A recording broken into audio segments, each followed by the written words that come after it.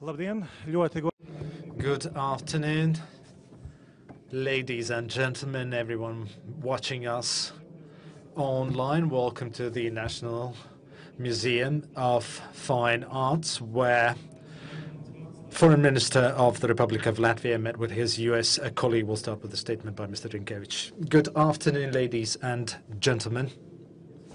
Come back. Cerīgi, man ir tiešām šodien gods šeit. And indeed, today I had the honor to welcome my US counterpart here in the National Museum of Latvia, Mr. Blinken. When we met last time in December, when the foreign ministers of NATO countries met here in Riga, we couldn't have imagined we would meet so soon again. It is always, of course, a big pleasure to meet with our American friends, but we are currently meeting in very grave circumstances, and we discussed a broad range of issues, of course, primarily our support and assistance to Ukraine. I reassured my American colleague of Latvia's commitment to continue providing all kinds of support and help in close cooperation with our allies and the United States of America. We also talked about more efficient ways of countering Russian aggression. We also discussed potential tightening of sanctions. But sanctions are not only do have to be imposed, but they also have to be efficient. We agreed on exchange of information to identify all oligarch properties, all accounts, all properties, all assets, all kinds of real estate and movable property, and transatlantic bonded cooperation is absolutely essential in this regard, and we will continue working with our colleagues in the EU as well as in the United States on further sanctions. We also talked about further reinforcement of the eastern flank of NATO and reinforcement or strengthening of the regional security of Baltic countries. I would like to thank the United States, Canada, Spain, other allies who are already contributing to our security and have also contributed additionally to our security more recently.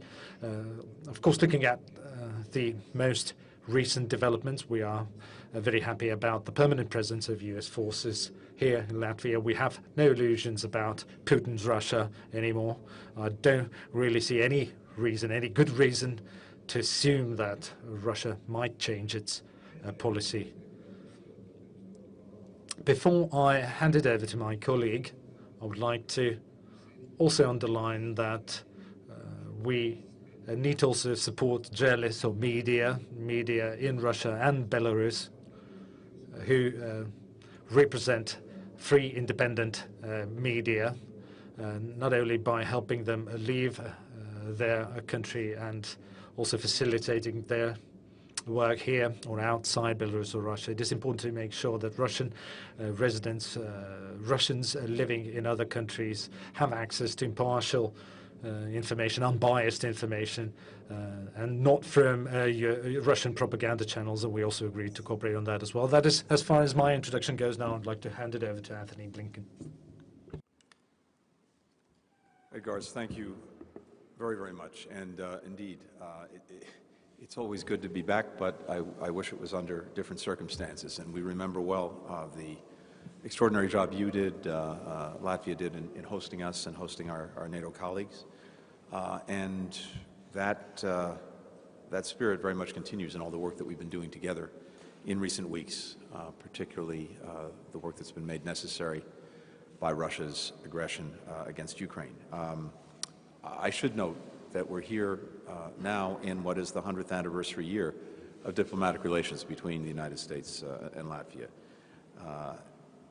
When we were here a few months ago for the NATO meetings, I reflected at the time on how strong the partnership between our countries has grown, especially in the last 30 years since Latvia's independence, rooted in a shared commitment to democracy, to human rights, to the rule of law. And I said that while those principles can feel a little bit abstract at times, we were seeing serious challenges to them by autocratic governments that were seeking to erode the international rules-based order that is so essential to peace and security. Well, that abstraction has become, unfortunately 3 months later, a very, very powerful reality. And any question of how vital it is that we protect those values, I think, has been put to rest. Since Russia's unprovoked and unjustified invasion of Ukraine began, hundreds of civilians have been killed, hundreds more wounded. As of today, more than 1.5 million people, mostly women and children, have had to flee Ukraine, flee their homes. Many more people are trying to flee, but they cannot get out of besieged areas. In the last several days, more strikes have killed and wounded civilians as they try to leave the cities that are being surrounded by Russian forces. Women and children, the elderly, wounded civilians, people with disabilities, are trying to escape cities where there's no heat, no electricity, relentless bombardment, and where they're running out of food and medicine. And there have continued to be reports of attacks by Russian forces on agreed-upon humanitarian corridors. We've seen scenes like this before in Europe. Every Russian has lived or learned about the horrific siege of Leningrad during World War II, in which that city's civilian population was systematically starved and intentionally destroyed over nearly 900 days, leading to hundreds of thousands of deaths. That siege affected millions of Russian families, including President Putin's, whose one-year-old brother was one of the many victims. Now, Russia is starving out cities like Mariupol. It's shameful. The world is saying to Russia, stop these attacks immediately. Let the food and medicine in. Let the people out safely and end this war of choice against Ukraine. Latvians who lived through decades of Soviet occupation understand deeply how wrong this is and how the world must defend Ukraine's right to exist as a sovereign, democratic country free to choose its own future. Latvia has done just that. It quickly provided critical security assistance to Ukraine, including Stinger missiles, anti-tank weapons, small arms, ammunition, protective gear, medical supplies. And the Latvian people have stepped forward as well, with an outpouring of humanitarian donations, a pledge to welcome more than 10,000 refugees from Ukraine into their homes and into their communities. Latvia and the United States, together with our allies and partners, will continue to stand with Ukraine. We're surging our security assistance to strengthen Ukraine's capacity to defend itself. We're increasing humanitarian aid to the Ukrainian people, both those still inside Ukraine and those who have had to flee. We're raising the costs on the Kremlin and all who aid and enable it for continuing this war. We're also bolstering our shared defense. We and our NATO allies are prepared to meet any threat. President Biden spoke to the American people just a few days ago in his State of the Union address, and he made clear, again, something he's affirmed repeatedly: we will defend every inch of NATO territory against aggression coming from anywhere at any time. Our commitment to Article 5, an attack on one is an attack on all, is ironclad. The President has called it sacrosanct, and no one should have any doubt about that. NATO activated our defense plans for the eastern flank for the first time in history, giving the Supreme Allied Commander Europe the authority to deploy the NATO response force as needed. Many allies have increased their troop presence and contributed additional equipment and capabilities to this effort.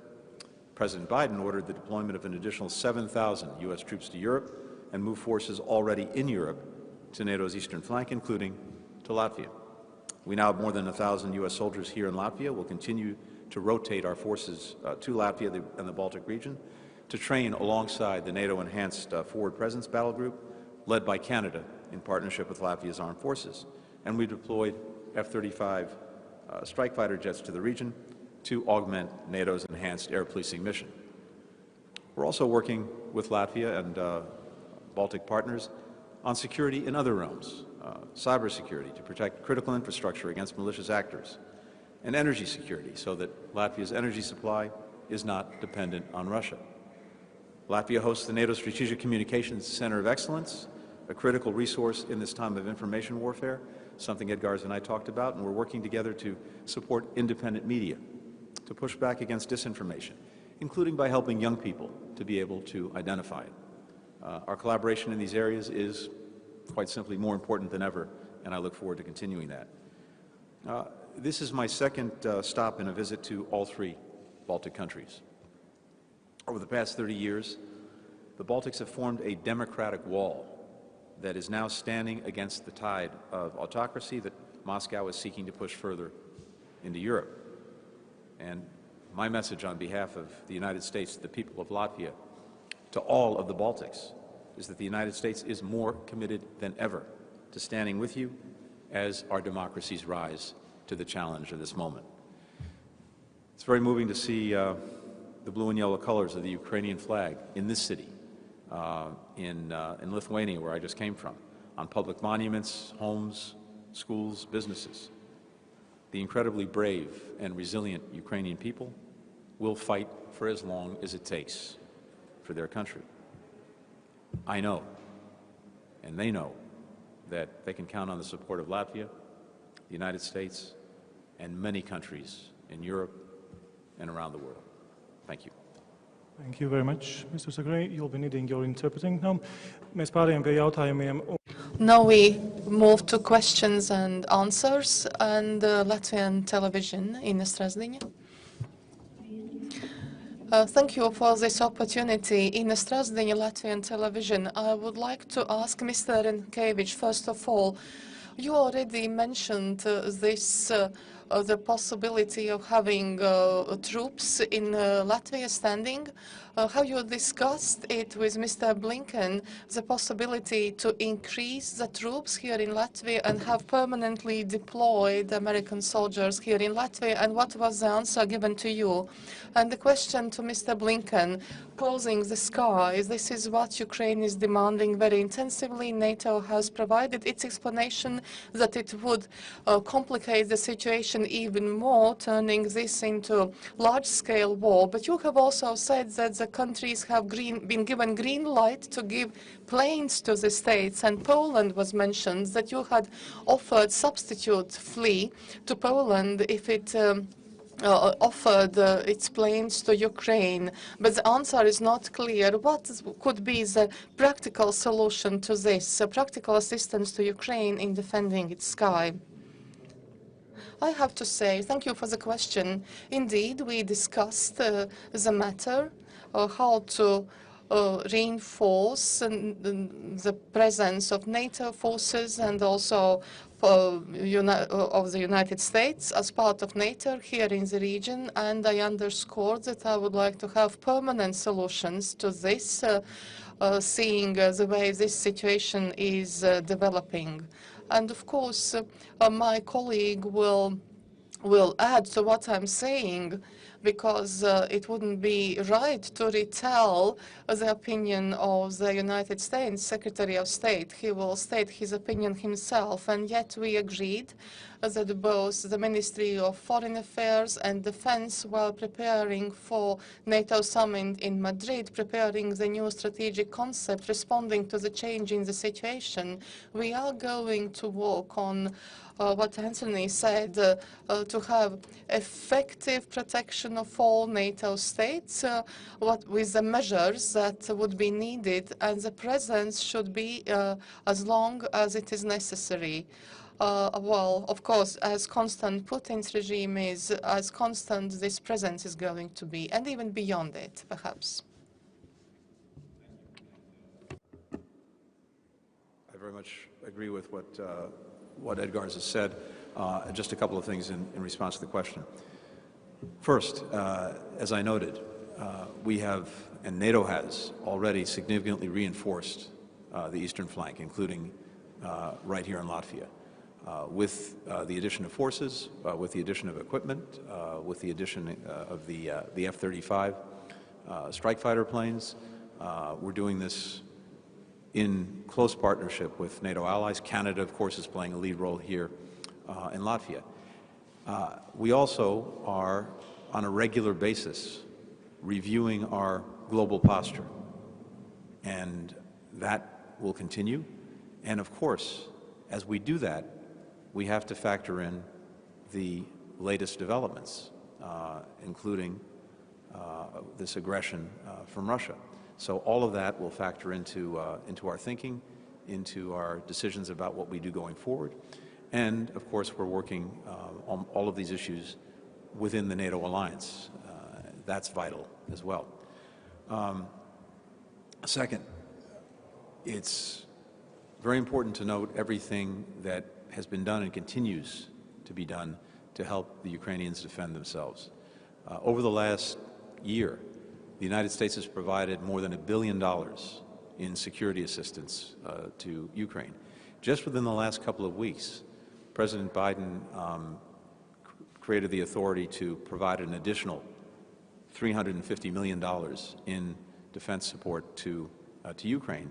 And within a week, most of that, about 70%, is already in the hands of Ukrainians, being used very effectively against the Russian aggression. A few days ago, the President made a request of our Congress for emergency aid of $10 billion. And that $10 billion, which I believe Congress will provide very quickly, will go to additional security assistance for Ukraine. It will go to humanitarian assistance for Ukraine, both inside Ukraine and outside. And it will go to further efforts to reinforce NATO's eastern flank. So all of that is ongoing.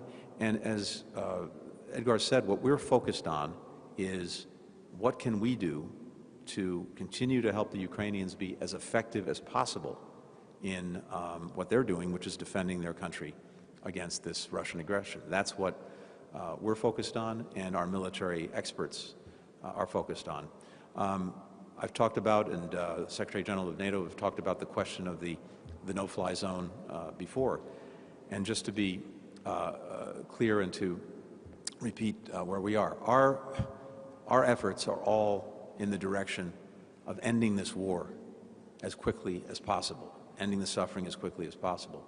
And what we don't want to do is to widen it, and to widen it to our own countries, to our own territory. The no-fly zone, to be very clear about what that involves, is that means that if Russian planes violate the zone that's declared, we shoot them down.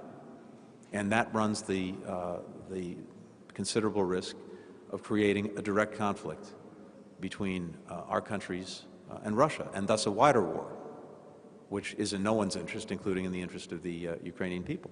But, and I want to repeat this very clearly, when it comes to any aggression of any kind against NATO territory by Russia or anyone else for that matter, we are absolutely committed to the defense of that territory, every square inch. And President Biden has made that repeatedly clear as well. Thank you very much, Mr. Secretary. Wall Street Journal, William Malden, please.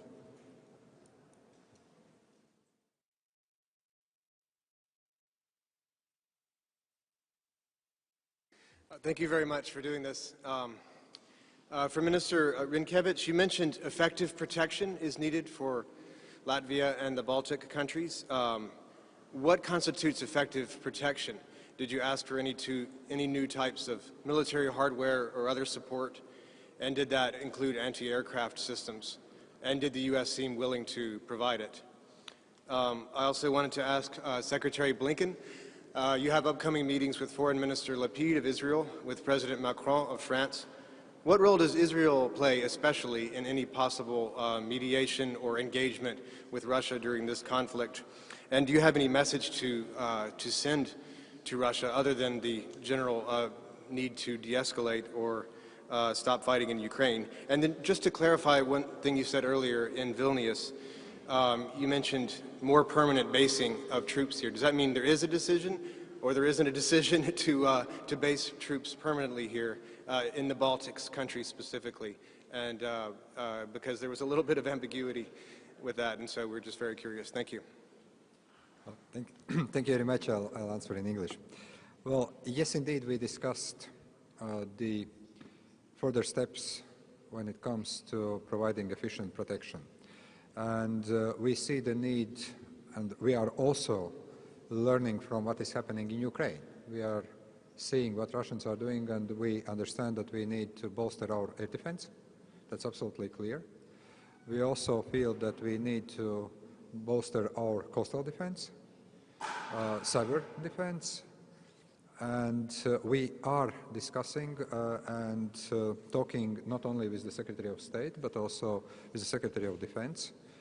We see the willingness to work with us and to look into the needs, and of course that requires some process, but I'm pretty confident that there is understanding about the need to work together and to address some of those issues. But let me also mention another thing that is equally important than defense, and that's energy.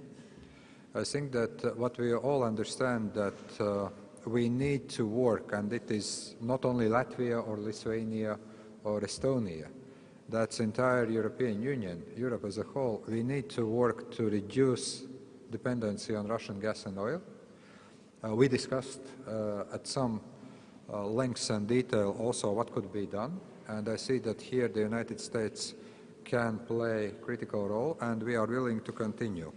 In this region, this is disconnecting from Russian-Belarusian electricity grid and connecting to European electricity grid. Some work is being done.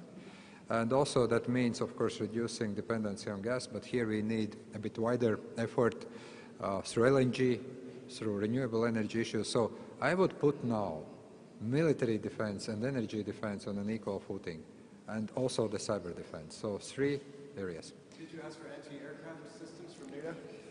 We do work on those issues, yes, we do work, but I think that we will not go into details before there are no substantive efforts, and we are working through NATO and with our partners on some additional needs that we see we need, and I'm very glad that both NATO and our partners are addressing those challenges seriously. Will, first on the last part of your question, just to be clear, and I'm sorry if I wasn't before, earlier today. As I said, and as I just mentioned again now, we're on a regular basis reviewing the global posture of our forces, to include, of course, here in Europe, and we have to factor in any developments, any changes in the threat, and we will do that. And when it comes to questions such as permanent basing, these questions come up, and we'll certainly look to answer them in the context of doing the review of our posture. But just to be very clear, no, there's no decision of that kind. I was just saying that this is a question that's come up, and we'll, in the context of doing reviews of our posture in Europe and elsewhere, be looking at that. Second, with regard to meetings, I'm not going to get ahead of them. I'll let them more or less speak for themselves once I've had a chance to actually compare notes with my friend Yair Lapid later this evening here, and then with President Macron tomorrow in France. But I think there's certainly no change in our message to Moscow, our message to Russia, to President Putin. End the war. End it now. Thank you very much, Mr. Secretary of State, Your Excellency Minister, dear media representatives. This concludes our press conference.